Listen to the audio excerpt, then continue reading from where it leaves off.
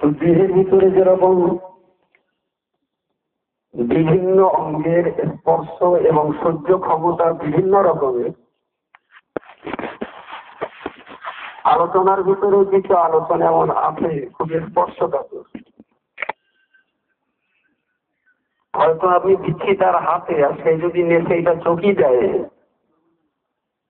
তাহলে খুব বিপদের কারণ। এই জন্য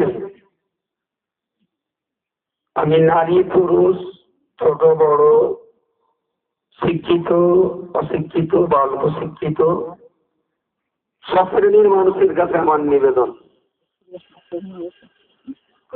বক্তৃতার ভাষা ভঙ্গিমা যেটা যেখানে দেব সেইটা সেখানে রাখবেন। হাতেরটা যেন মুখি মাখবেন না, আবার ঘাড়েরটা যেন মোজামুজি উঠে পায়ে পড়বেন না। তাহলে আলোচনা করেও শান্তি হবে, আপনার বুঝেও শান্তি হবে। আমি শীতকাল মনে করে একটু ক্রিম দিলাম, ঠোঁটে দেবে, ও যদি সেইটা নিয়ে পায়ে লাগায়,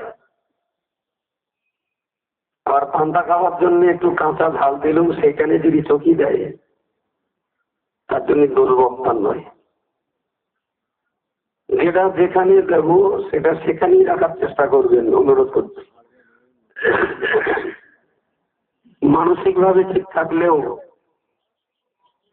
শারীরিক ভাবে আল্লাহর রহমে খুব ভালো জায়গায় নেই। 2-3 দিন খুব টানাটানির ভিতর দিয়ে সময় কাটছে, খুব অস্থিরতার ভিতর দিয়ে সময় কাটছে।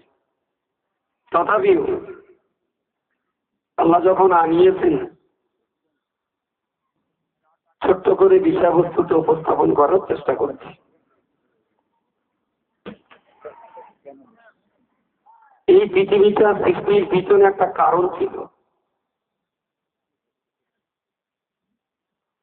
চাঁদ সূর্য গ্রহ নক্ষত্র আর নিহারিকা সূর্য যিনি সৃষ্টি করেছেন, এই দুনিয়াটা তিনি সৃষ্টি করেছেন।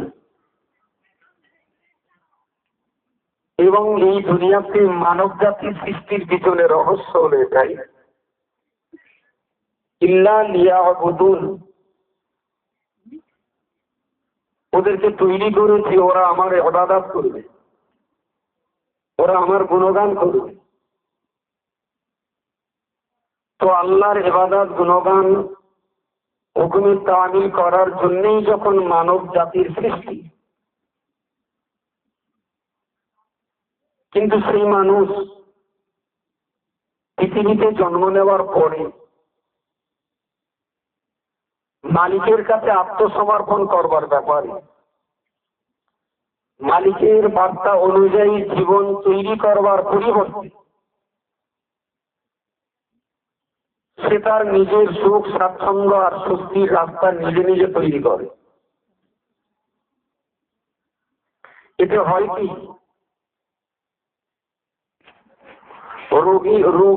রোগের চরিত্রটা ডাক্তার ভালো বোঝে। টিপে ওষুধ দিলে রুগী সেখানে ছটফট করে, একেতে ঘাট জ্বালা তাড়িয়ে পড়ে যেত ওষুধ। ও জানে না যে এই ওষুধটার ভিতর দিয়ে আমার কষ্ট যন্ত্রণার উপশম হবে।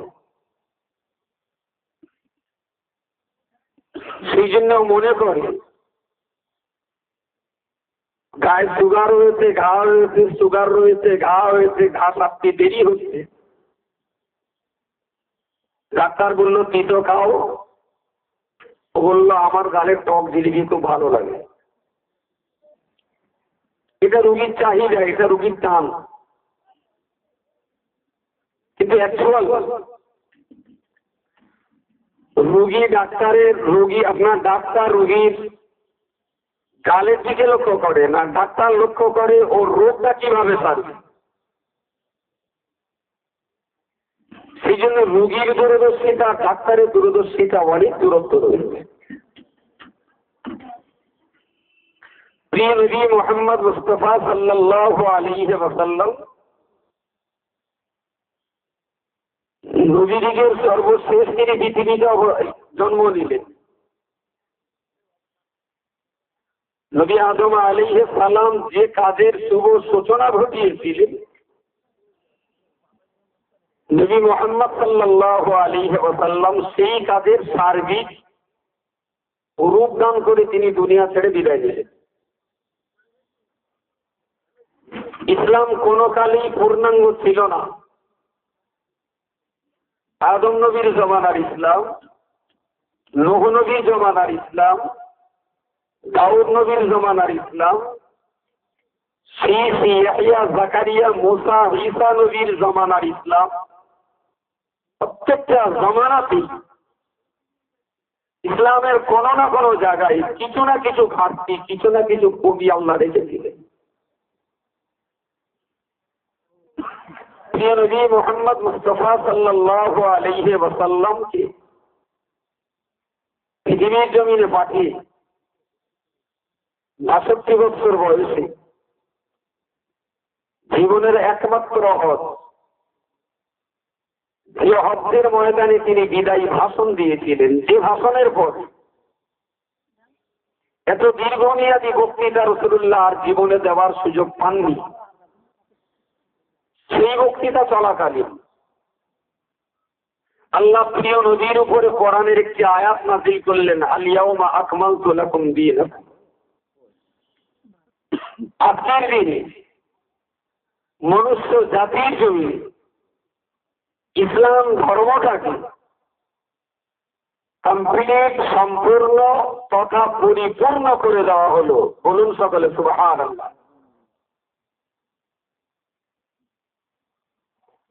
আসলে হাড়িটা অনেক বড়, কিন্তু ৪-৫০০ গ্রাম, এই জন্য না চাল ফোটাতেও সময় লাগে।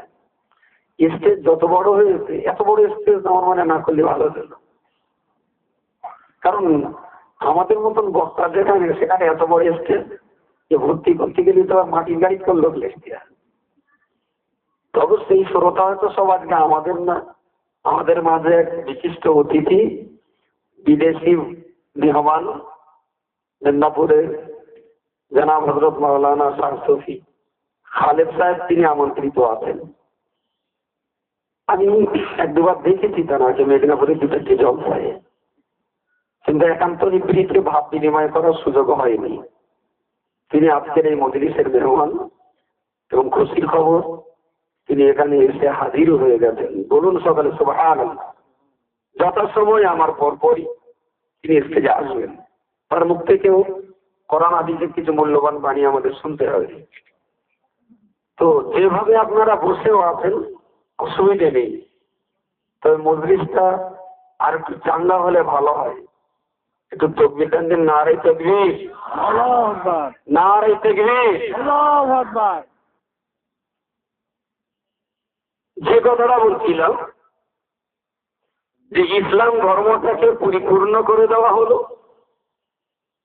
সঙ্গে এটাও বলা হলো ওয়াতমামতু আলাইকুম নিয়ামাতি, আমার নিয়ামত মনুষ্য জাতির জন্য যা দেওয়ার ছিল, আদমকে দিয়েছি, ইয়াহইয়াকে দিয়েছি, জাকারিয়াকে দিয়েছি, মুসাকে দিয়েছি, ঈসাকে দিয়েছি, বিভিন্ন নবীর জমানার নবী এবং উম্মতদের দিতে দিতে যা বাকি রেখেছিলাম, ওয়াতমামতু আলাইকুম নিয়ামাতি, বান্দাকে দেওয়ার মতো আমি আল্লাহ আমার কাছে যা নিয়ামত ছিল, মনুষ্য জাতির জীবন ধারণের সেই নিয়ামতকে আজ সুসম্পন্ন করে দিলাম। বলুন সকলে সুবহানাল্লাহ। কিচ্ছু আর বাকি থাকলো না, ইসলামের কোনো কিছুই আর বাকি নেই।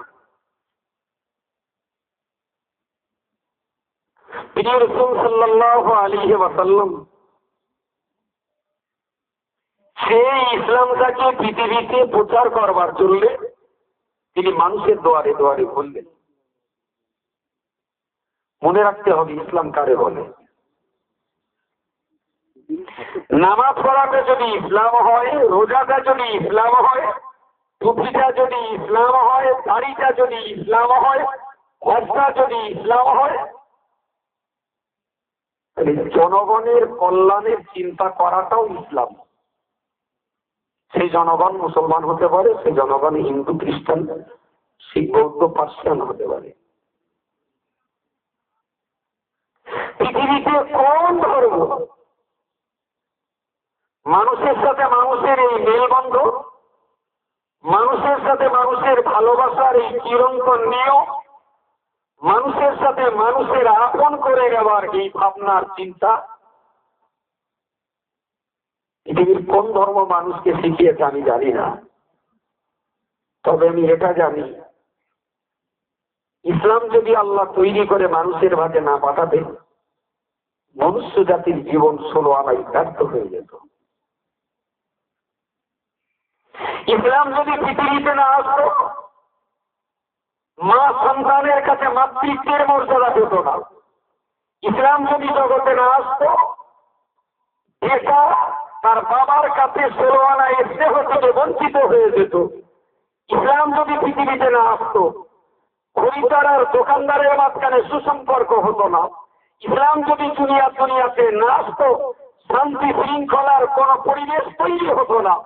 ইসলাম যদি পৃথিবীতে জন্ম না দিত, ইসলামকে যদি আল্লাহ দুনিয়ার মানুষের কাছে না পাঠাতেন, মনুষ্য জাতি পশুর কাছে নিজেদেরকে মানুষ বলে তুলে ধরতে লজ্জা করত। আমি যে মানুষ, কি নিয়ে প্রমাণ করাবো যে আমি মানুষ?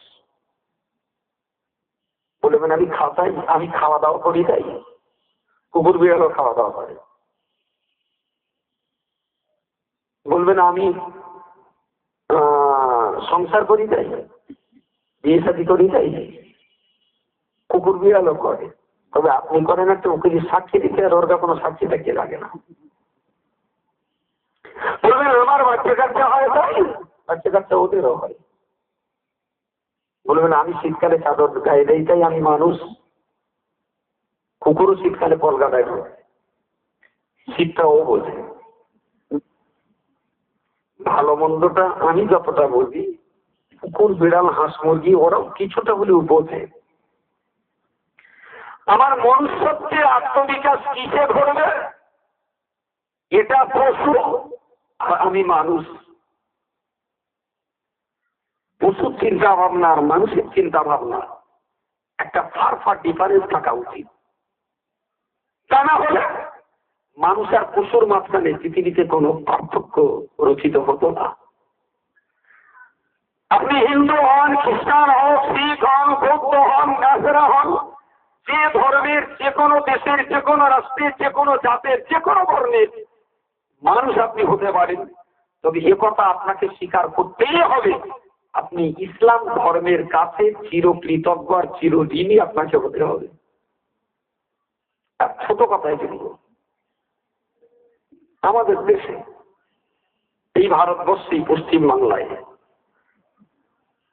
হিন্দু ভাইদের ঘরের কোন স্বামী মারা গেলে, স্ত্রী যদি বেঁচে থাকতেন, স্বামীকে চিতায় আগুন দিয়ে যখন শুইয়ে দেওয়া হতো, জ্বলন্ত আগুনে স্বামী যখন দাউ দাউ করে জ্বলবে, আর স্ত্রীকে সুন্দরভাবে নববধূর মতন সাজিয়ে কপালে সিঁদুর দিয়ে একেবারে এগ্রেড করে সাজিয়ে ওই স্ত্রীকে বলা হতো, তুমি চিতায় নিজে নিজে যে ঝাঁপতে পড়ো।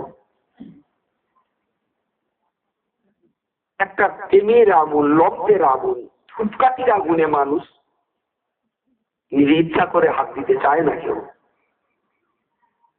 সেই জ্বলন্ত আগুনে আর একটা জীবন্ত মানুষকে বলা হবে, তুমি ওতে যে পুড়ে মর, ও যাবে না, ও পুড়বে না, ও এই স্বাদের দুনিয়াতে বাঁচতে চায়, ও জীবন্ত আগুনে উঠতে চায় না। তখন তাকে ডেকে অনেক বুঝবার করিয়ে বলা হতো, দেখো তোমার স্বামীর চিতায় তুমি যদি মন খারাপ করে যাও, তুমি যদি রাগ করে মরো, তুমি যদি বিরক্তি করে যদি যাও, তাহলে তুমি স্বর্গ পাবে না। তুমি যদি আনন্দ করে হাসতে হাসতে খোশ মেজাজে নিজে ইচ্ছায় ছুটে যেয়ে যদি আগুনে পুড়ে মুক্তি পারো, তাহলে তোমার জন্য স্বর্গের 32টি দরজা খোলা থাকবে। যাও না মা।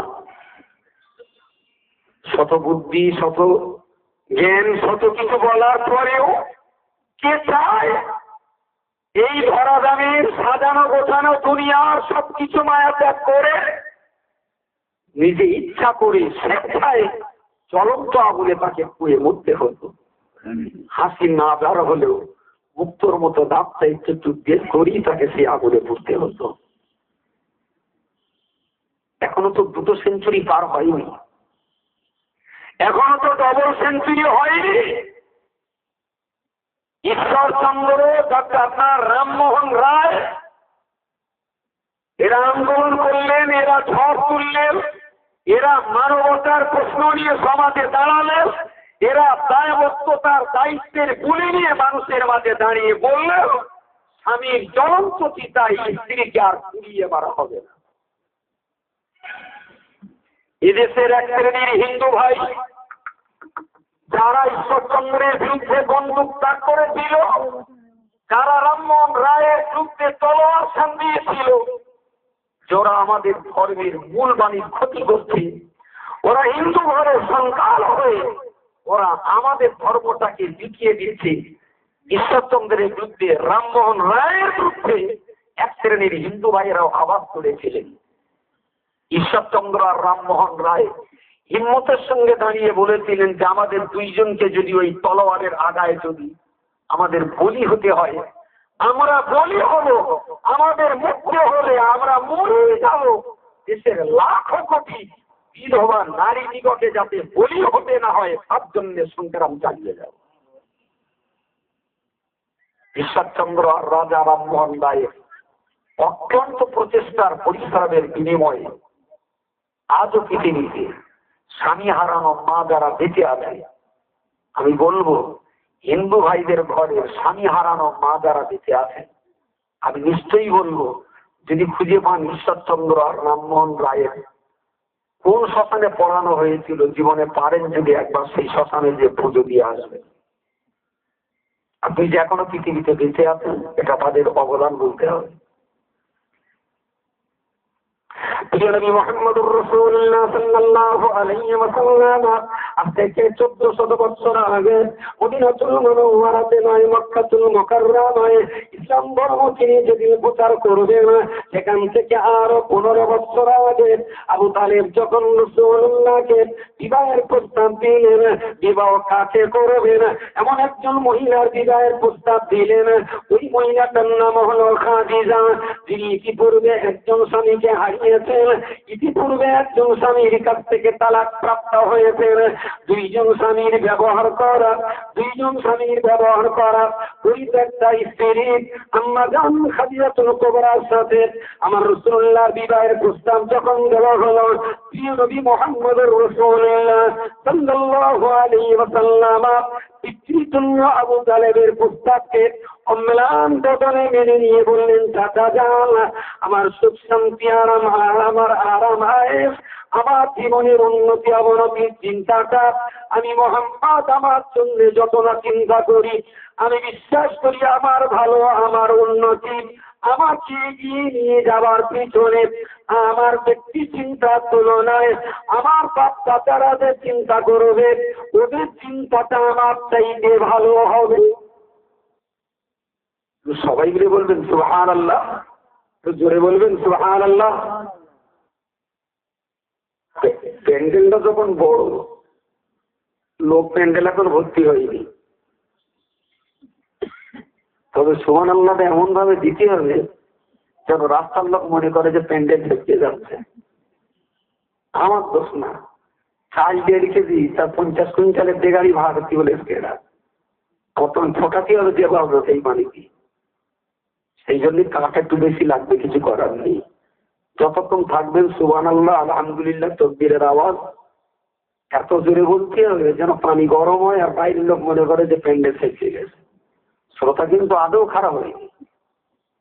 একটা মজলিসে ইসলামী ধর্মসভা শ্রোতা যখন হয় আলহামদুলিল্লাহ তুলনামূলক তার থেকে অনেক বেশি, কিন্তু হাঁড়ি আসলে বড় হয় না, চাল ফোটা দিয়ে বেশি কাঠ লাগবে।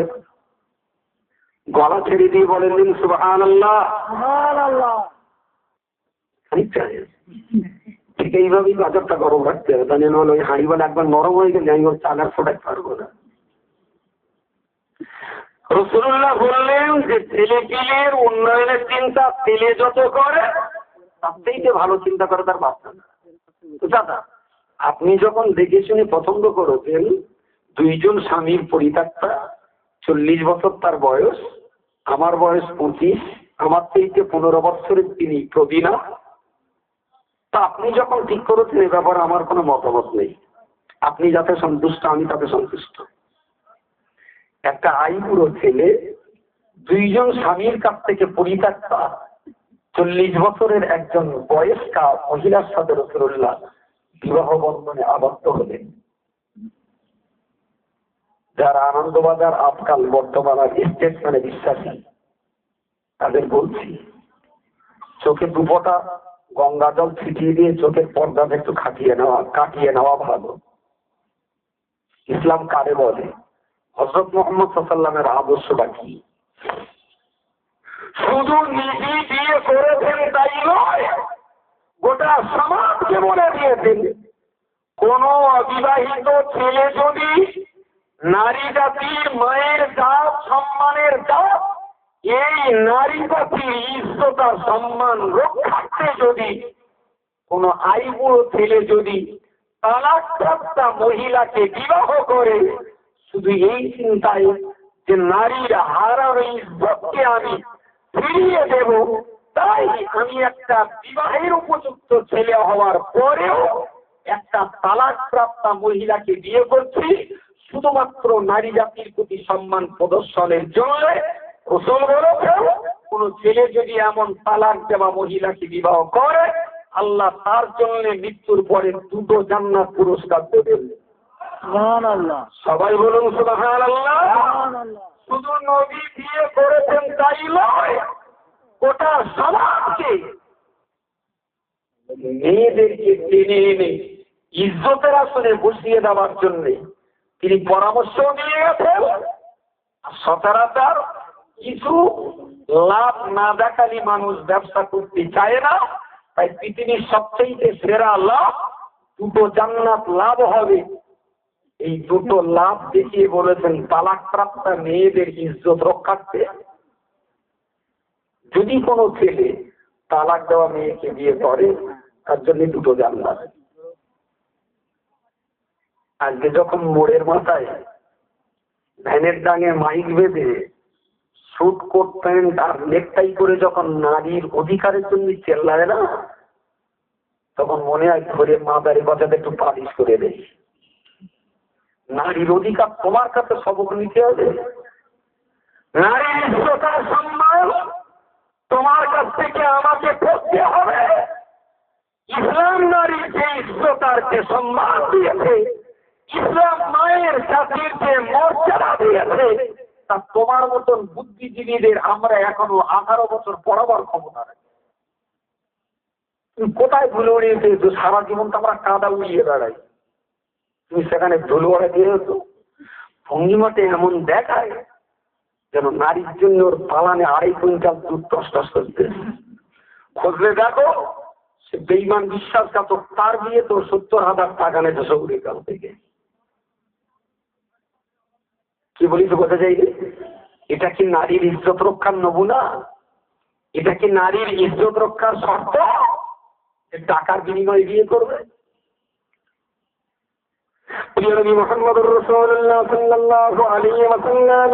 যেমন তিনি নিজে বিবাহ করলেন, অপরকে তেমন বিবাহ করবার পরামর্শ দিলেন।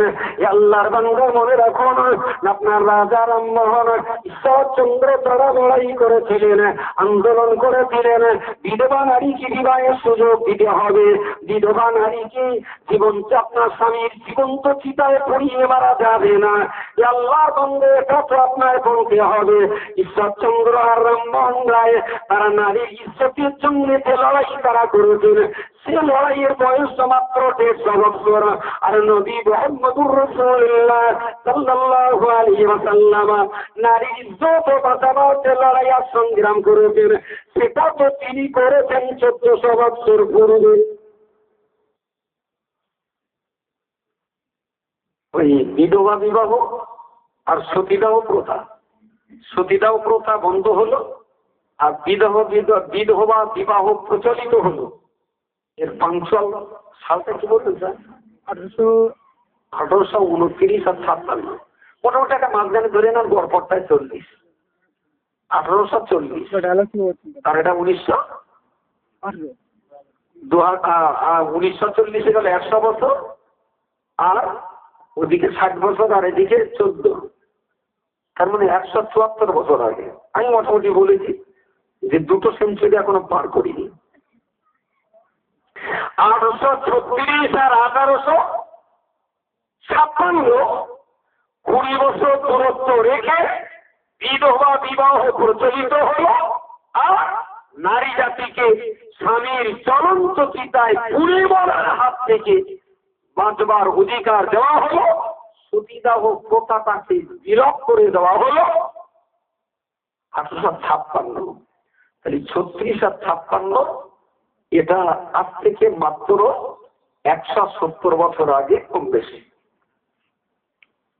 আচ্ছা, এটা যদি 170 বছর আগে, আর নবী মুহাম্মদ সাল্লাল্লাহু আলাইহি ওয়াসাল্লাম চিতায় পুড়িয়ে মারা এই প্রসঙ্গটা বাইরে কি বলছি, ইসলামে এই ধরনের কোনো প্রথা আগে ছিল না যে হিন্দু ভাইরা নাই চিতায় দিতেন। তাহলে মুসলমানরা কি জ্যান্ত কবরে ফুটে ফেলতেন যে স্বামী মরে গেলে স্বামীর কবরে দেওয়া হবে আর বউডার বলা হবে তুই আস্তে আস্তে ইঁদুরি চালা এটা? কারণ তো স্বামী যখন মরে গেছি বাঁচতে কাটতে নেই, তুই ওই পাশে কবরে শুয়ে পড়, এমনটি ছিল না। তবে ইসলামের আগে, ইসলাম সর্বশেষ প্রচার পাওয়ার আগে নারী জাতিকে জীবন্ত পুঁতে ফেলা হতো, জীবন্ত মারা হতো। ইতিহাসটাকে তো অস্বীকার করার কোনো জায়গা নেই। আমার আল্লাহ পাক রব্বুল আলামিন কোরআন শরীফের ভিতরে পরিষ্কার করে বলেছেন, লা তাকতুলু আওলাদাকুম মিন খাশিয়াতি ইমলাকি। পৃথিবীর মানুষেরা আমি আল্লাহ বলছি, রুটির ভয়ে, রুজির ভয়ে, ইজ্জতের ভয়ে, খোরাকের ভয়ে, অর্থের ভয়ে, অভাব অনাটনের ভয়ে, লা তাকতুলু আওলাদাকুম, তোমরা যেন তোমাদের সন্তান সন্ততিকে কখনো হত্যা করো না। মক্কা, মদিনা, হেজাজ, তায়েফ, জেদ্দা, রিয়াদের মাটিতে তৎকালীন জমানার আরব কান্ট্রিতে কোন মানুষের ঘরে যদি কন্যা সন্তান যদি কখনো জন্ম নিত, তাহলে এই কন্যাগুলোকে ছোট্ট বয়স থেকে 3 করে বড় করতে হবে, ওদের একদিন সেয়ানা করতে হবে, ছেলে দেখে ওদের বিবাহ দিতে হবে, পরে সংসারে পৌঁছে দেওয়ার জন্য অনেক অর্থ ব্যয় হবে। কোন কারণে যদি স্বামী স্ত্রী নিয়ে মহব্বত তৈরি না হয়, তাহলে আমার জামাই আমার মেয়েকে তালাক দিয়ে দেবে, ওই মেয়েটা তালাক নিয়ে আবার আমার ঘরে ফিরে আসবে। না না না না, এ কলঙ্ক নিয়ে আমি কখনো বাঁচতে চাই না। আমার মেয়েটা আমার ঘরে ফিরবে, ওকে আমি গোটা জীবন কলঙ্কের বোঝা করে টানতে চাই না। তাই মক্কা, মদিনায়, হেজাজ, তায়েফ, জেদ্দা, রিয়াদের অসংখ্য পাপ বেঈমান নিষ্ঠুর নির্দয়ের মতো করে তারা তাদের কন্যা সন্তানগুলোকে জীবন্ত মাটির গর্তে পুঁতে ফেলে দিত। আজও আছে সেই জায়গা। অতদিন এই সামনে যে দুটো কাপড় বাঁধা আছে, ওই খুঁটিতে যেটা বাঁধা আছে ছোট্ট প্লাকার, এই প্লাকারটা খুলি পিছনে খুঁটিতে বেঁধে দাও, কিছু সরাতা আপনাকে বললাম একটু ওটা না করার জন্য ওদের খুলে দাও, ওরা ঘুমোচ্ছে কিছু করে, আমি ভুল দিতে ঠিক একদম পিছনের দিকে দেন, ভালো। হ্যাঁ, ওটাও খুলে দেন, তারপর আর খুলতে হবে না, তারপরে খুব একটা আমার হচ্ছে না। পিছনে মাটি না পড়ে, ওখানে নিশ্চয় কোনো ভালো কথা লেখা আছে, ছুটিয়ে দেয়। তো এইরকম তারা তাদের কি খাওয়া দেব, কি পড়া দেব, কোথায় থাকবে, কি হবে দিয়ে দেবো, তালাক হয়নি বলা যায় না, আমার গালিগালা শুনতে হয় কি বলা যায় না, নানান চিন্তা ভাবনা, কোনো ঝামেলা মানা দিয়ে একেবারে শিশু অবস্থাতেই তাদের পুঁতে ফেলে দিত। কি রাসূল সাল্লাল্লাহু আলাইহি ওয়াসাল্লাম দেখলেন আরব কান্ট্রির নারী জাতির এই দুরবস্থার কথা, অন্তরটা তার কেঁদে উঠল। পুরুষও আল্লাহ সৃষ্টি, নারীও আল্লাহ সৃষ্টি, তো পুরুষ শাসিত একটা সমাজে নারী জাতির প্রতি এই দুর্ব্যবহার, অপব্যবহার, এটা তো মেনে নেওয়া যায় না। খুব তিল করে তিনি চেষ্টা করতে লাগলেন, দুরন্ত চেষ্টায় ঝাঁপিয়ে পড়লেন। 40 বছর পর সাংঘাতিক ভাবে তার বিরুদ্ধে তিনি আন্দোলন শুরু করলেন যে মানুষ মারা চলবে না, মানুষকে বাঁচবার অধিকার দিতে হবে। কে হিন্দু, কে মুসলিম, কে ইহুদি, কে খ্রিস্টান, কে নাসারা, কে বৌদ্ধ, কে শিখ আর কে পার্সিয়ান, এ নিয়ে মোহাম্মদের বক্তব্য ছিল না। প্রিয় নবীর বক্তব্য ছিল একটাই, তুমি খ্রিস্টান হও, ইহুদি হও, কৌতলি কর, অগ্নি উপাস্য কর। তোমার ঘরে, তোমার বাড়িতে যে কন্যা সন্তান জন্ম নিয়েছে, এই কন্যা সন্তানকে তুমি নির্মম ভাবে হত্যা করতে পারবে না। জোরে জোরে বলুন সুবহানাল্লাহ, সুবহানাল্লাহ। তাই আমি কি বলবো না, 170 বছর আগে ঈশ্বরচন্দ্র রামমোহন রায় নারীর অধিকার আর মর্যাদার কথা বলেছেন। সেই অধিকার আর মর্যাদার কথা নবী মুহাম্মদ বলেছেন তো 1400 বছর আগে। এনারা বলেছেন 170 বছর আগে, আর নবী বলেছেন 1400 বছর আগে। পরপরটায় যদি হিসেব করা হয় তাহলে দেখা যাবে এনাদের বলার 1250 বছর আগে নবী বলেছেন। এনারা যেদিন বলছেন তার 1250 বছর আগে নবী বলছেন। এবং দুটো দিন বক্তব্যটা যখন একবার হচ্ছে 1200 বছর আগে, আর একবার হচ্ছে 1200 বছর পর, কিন্তু বক্তব্যটা এখন হতে পারে হয়তো ঈশ্বরচন্দ্র আর রামমোহন রায়ের কাছ থেকে মোহাম্মদ পড়েছিল, আর না হয় মোহাম্মদের কাছ থেকে এরা সবক নিয়েছিলেন। কি বলিস বোঝা যায়? যদি প্রশ্ন ওঠে মোহাম্মদ এই দুইজনের কাছ থেকে পড়েছিলেন, আমার মুখ তো আপনি বললেও বলতে পারেন, আমি তো কেটে দিতে পারবো না। যদি এটা হয় যে হযরত মুহাম্মদ সাল্লাল্লাহু আলাইহি ওয়াসাল্লাম এনাদের কাছ থেকে শিখেছিলেন, এ কথা যদি আপনি বলেন, আমি তো আপনার সঙ্গে মারপিট করতে পারবো না। তবে শুধু একটা জিনিস জানতে চাইব, পৃথিবীর কোন পরিবারে বড় ছেলের আগে মেজো ছেলের জন্ম হয়ে? একটা পরিবারে দেখাতে হবে যে আগে মেজো ছেলে তারপর বড় ছেলে। যদি তা না দেখানো যায়, যদি এটা খুঁজে পেতে অসম্ভব হয়, তাহলে উদারতার সাথে মুক্ত মন নিয়ে সত্য অন্বেষী একটা সুন্দর প্রাণ নিয়ে অকপটে স্বীকার করে নিন যে রামমোহন রায় আর ঈশ্বরচন্দ্রের মতন মহৎ ব্যক্তিরা হযরত মুহাম্মদের আদর্শে অনুপ্রাণিত হয়ে নারী জাতির জন্য এই আন্দোলন করবার প্রয়াস তারা পেয়েছিলেন। জোরে জোরে বলুন সুবহানাল্লাহ। এটাই বাস্তব। আল্লাহর বান্দা মনে রাখুন, আমি আপনাকে বলতে চাইছি, প্রিয় নবী মুহাম্মদুর রাসূলুল্লাহ সাল্লাল্লাহু আলাইহি ওয়াসাল্লাম মক্কার ওই সমস্ত মানুষেরা, মদিনা হেজাজ সাহেব জুদ্দারিয়াদের ওই সমস্ত মানুষেরা যারা তাদের কন্যাগুলোকে মাটির গর্তে জীবন্ত প্রতি ফেলে দিত, আজ পর্যন্ত মক্কা শরীফের সেই জায়গা অত্যন্ত স্পষ্টভাবে সুরক্ষিত করা আছে। আপনার ছোট্ট ছোট্ট বাচ্চা শিশুদিগকে মক্কার যে মাটিতে পুঁতে ফেলা হতো, সে কবরস্থান আজ পর্যন্ত সেখানে হেফাজত করা আছে।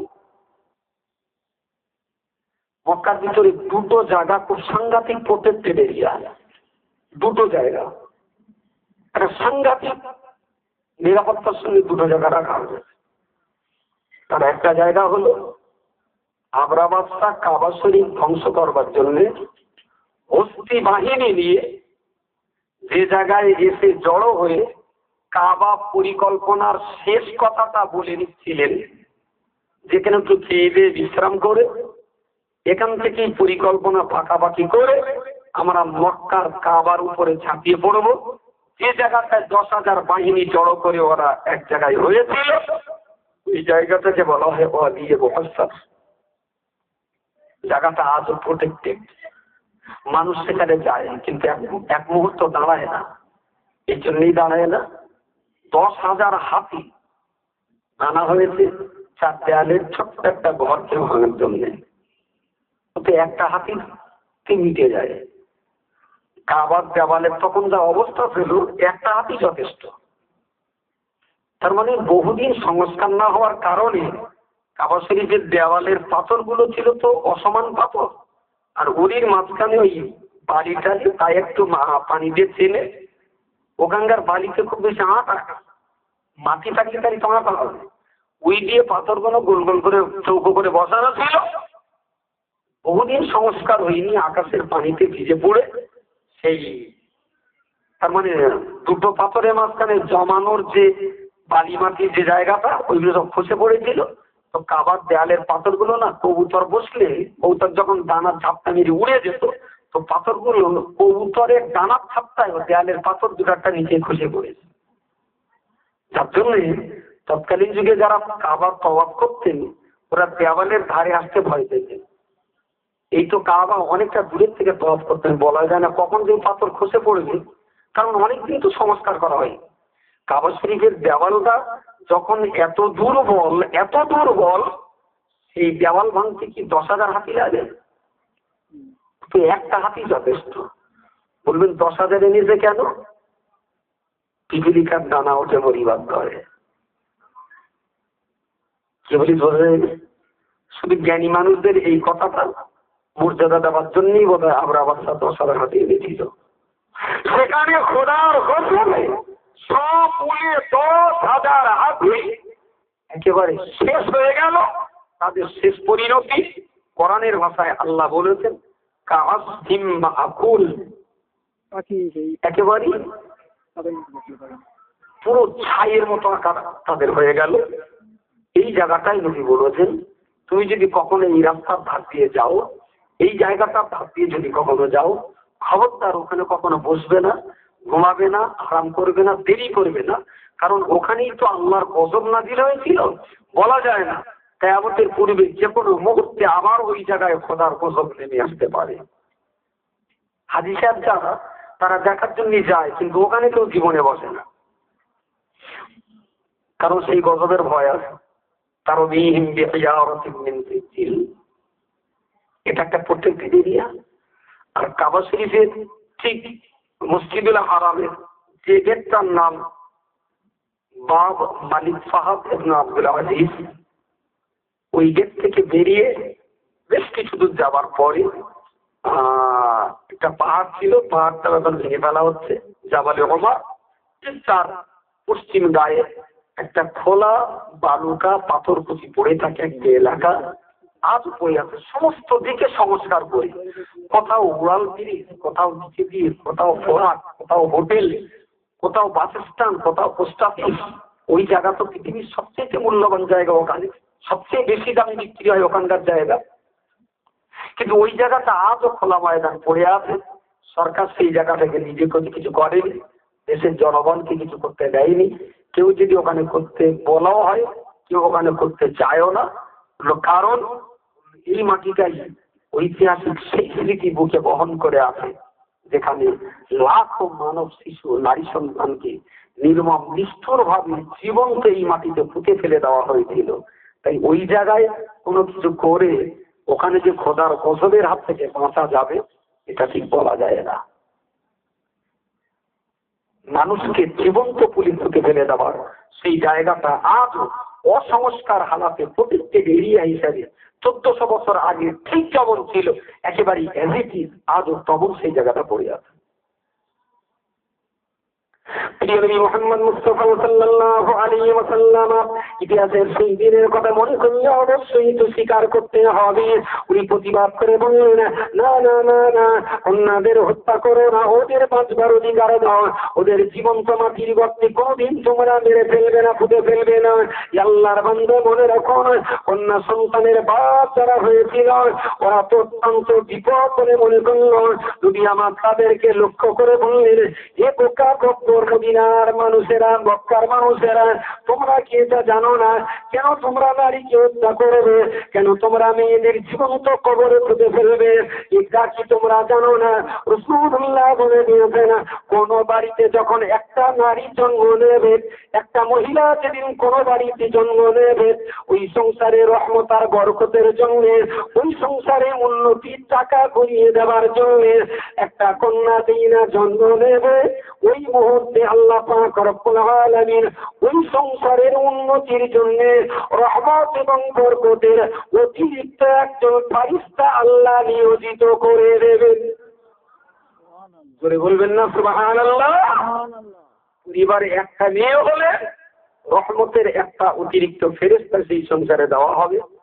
এদের যেন খাবার কষ্ট না হয়, এদের যেন পড়ার কষ্ট না হয়, এদের সংসারে যেন ঝগড়াঝাটি না হয়, এদের সংসারে যেন মারাত্মক কোনো বিপর্যয়, ভরা বন্যার মতন প্লাবনে, মুসিবতে এই সংসার যেন চিরতরে ধ্বংস না হয়, ঠিক এই ধরনের রহমত আর বরকতের একজন ফারিস্তাকে ওই সংসারে নিয়োজিত করা হয়। নবী বললেন, মেয়েদের বেরো না, মেয়েটাকে বাঁচিয়ে রাখো, আর এই সংসারের রহমতের ফেরেশতাটাও তোমার সংসারে উন্নয়নের কাজ করতে থাকো। নবী বলেছেন, আমি মোহাম্মদ লোকটা কি খারাপ? ওরা সবাই একবারকে বলেছিল, তখন তো 40 বছরের আগে, সবাই বলেছিল না মোহাম্মদ তুমি খুব ভালো লোক। বললো, আমি যদি ভালো লোক হই আর আমি যদি স্বর্গে যাই, তোমাদের কি ইচ্ছা হয় আমার সঙ্গে স্বর্গে যাওয়ার, আমার সঙ্গে জান্নাতে যাওয়ার? মক্কার মানুষেরা বললো, হ্যাঁ মোহাম্মদ, তোমার মতো ভালো মানুষের সঙ্গে থাকা যায়, তুমি খুব ভালো লোক, তুমি স্বর্গে গেলি, তোমার সঙ্গে কি আর আমরা যেতে পারবো? আমরা চিটিংবাদ লোক, তুমি তো নিঃসন্দেহে একটা ভালো লোক। তুমি বললেন, হ্যাঁ তোমরা আমার সঙ্গে যেতে পারবে, একটা কাজ করতে হবে। তাহলে কি? বলো, তোমার যদি পরপর 6টা মেয়ে হয়, আর 6টা মেয়েকেই যদি স্নেহ ভালোবাসা দিয়ে তুমি মানুষ করে সসম্মানে তাদের বিবাহ শাদীর কাজ সুসম্পন্ন করতে পারো, আমি রাসূলুল্লাহ দায়িত্ব নিয়ে বলছি, আল্লাহ তোমার মতো 6টা কন্যার পিতাকে আমার সাথে জান্নাতে বসবাস করবার অনুমতি দেবেন। জোরে বলুন সুবহানাল্লাহ। 1400 বছর আগে এই যদি হয় নারী জাতির প্রতি ইসলামের সম্মান প্রদর্শনের দিক, আর আজকে যদি আমরা নারীর ইজ্জত, নারীর সম্মান, নারীর অধিকার সম্পর্কে অন্য লোকে যদি আমার কাছে অকা পড়াচ্ছি আসে, জীবনের দিন কি সহ্য করার মতন? তুই আমার নারী অধিকার শেখাবি হারা সরব চাঁদ, চুম্বায় সবে 15 দিন হলো সাবাল্য হয়ে নারী সম্পর্কে হয়তো দুটোখানি জ্ঞান অর্জন হয়েছে, আর আমরা তো 1500 বছর আগের পুণ্য মরি। কোথায় নারীর অধিকারের কথা বলতে এসছো? হ্যাঁ শুনছি, হ্যাঁ হ্যাঁ হ্যাঁ, আচ্ছা বৃহস্পতি। আমি আবার বলেছিলাম যে আপনি হিন্দু, মুসলিম, শিখ, পার্সিয়ান, নামাজি, বেনামাজি, হাদি, গাদি, যে ধর্মের, যে বর্ণের, যে জাতেরই হোক, বিশ্বাস করুন ইসলামের কাছে আপনি চিরঋণী। ইসলাম যদি পৃথিবীতে না আসতো, মানুষের মনুষ্যত্বের আত্মবিকাশ ঘটাবার কোনো জায়গা থাকতো না। বলবেন হিন্দু ভাইরা কিসের কাছ থেকে ঋণী? ঘুরিয়ে বলেই তো দিলাম, হিন্দু মায়েরা স্বামী মরার পরেও যারা বেঁচে আছে এরা ঋণী ঈশ্বরচন্দ্র আর রামমোহন রায়ের কাছে, আর রামমোহন রায় আর ঈশ্বরচন্দ্র ঋণী হযরত মুহাম্মদ সাল্লাল্লাহু আলাইহি ওয়াসাল্লামের আদর্শের কাছে। তুমি তো সারফোকা। গান্ধীজির মতো লোক, ওনারা ক্লাইভ স্ট্রিটে পড়ছিলেন, পেশাব ফেরার পথে পানিতে ঢুকেন, তার লোকে বললেন তো ধোয়াধুয়ি কাজ তো মুসলমানে করে, আপনি আবার ধোয়াধুয়ি কাজ করছেন, চলছে না, এটা মুসলমান করে বললে ভুল হবে, এটা ভদ্র মানুষেরা করে। জোরে সোরে বলুন সুবহানাল্লাহ। যারা ভদ্র তারা গায়ে পেশাব লাগাবে না, আর যারা অভদ্র, যদি পেশাবটা কোনো টনিক হতো তাহলে না ক্যারি ব্যাগে করে নিয়ে পকেটে করে রেখে দিত। ও যখন গায়ে মাখতি দোষ নি, আন্ডার আর প্যান্টে মাখতি যখন দোষ নি, বেকার ফেলে দিচ্ছ কেন? কাঁচারটা বোতল লাখো যখন যা হয় উদি করে রেখে দাও, তরিক করে ঘন্টায় এক তালা করে খেয়ে। আর যদি বলো না এটা খারাপ, এটা অপবিত্র, এটা ভাইরাস যুক্ত, গায়ে লাগলে চুলকালে ফুসকুড়ি হবে, গেলে দিলে ঘা হবে, সেখানে ক্যান্সারের ভাইরাস জন্ম নেওয়ার আশঙ্কা আছে। তাই বলে দিচ্ছে আমরা যেরকম ধুয়ে ফেলছি তুমিও ধুয়ে ফেলো। মুসলমান হতে হবে না, অন্তত ভদ্রটা হবো। তুমি মুসলমান হতে বলছিলি, গান্ধীজিকে বলা হয়েছিল যে আপনি পেশাব করার পরে এরকম জল দিয়ে ধুয়ে ফেলছেন, কি ব্যাপার? আপনি এটা মুসলমানেরা করে। উনি একটাই জবাব দিয়ে বলেছিলেন, না এটা মুসলমানরা করে বললে ভুল হবে, যারা ভদ্রলোক তারা এটা করে। যদি বলেন না ধোয়া যাবে না, এয়ারপোর্টের ভিতরে পানির ব্যবস্থা রয়েছে, সেই জন্য ওগুলো লক্ষ্য রেখে হবে। ফ্লাইটের ভিতরে পেশাবখানায় পানির ট্যাপ লাগানো রয়েছে, কি জন্য ওগুলো তাদের লক্ষ্য করে দিতে হবে। ভদ্রতা বজায় রাখার জন্য ওখানেও পানি দিয়ে ধোয়ার ব্যবস্থা আছে। কিন্তু খুবই দুর্ভাগ্য, ইসলামের এই স্বচ্ছতা, এই পরিচ্ছন্নতা, এই সততা এত সুন্দর থাকার পরেও আজকে সেই ইসলাম অন্যের কাছে জঙ্গি ধর্মে পরিণত হতে যাচ্ছে। এটা খুব দুঃখের, এটা খুব কষ্টের। প্রচার যন্ত্র হাতে না থাকার কারণে আমাদের এই চরম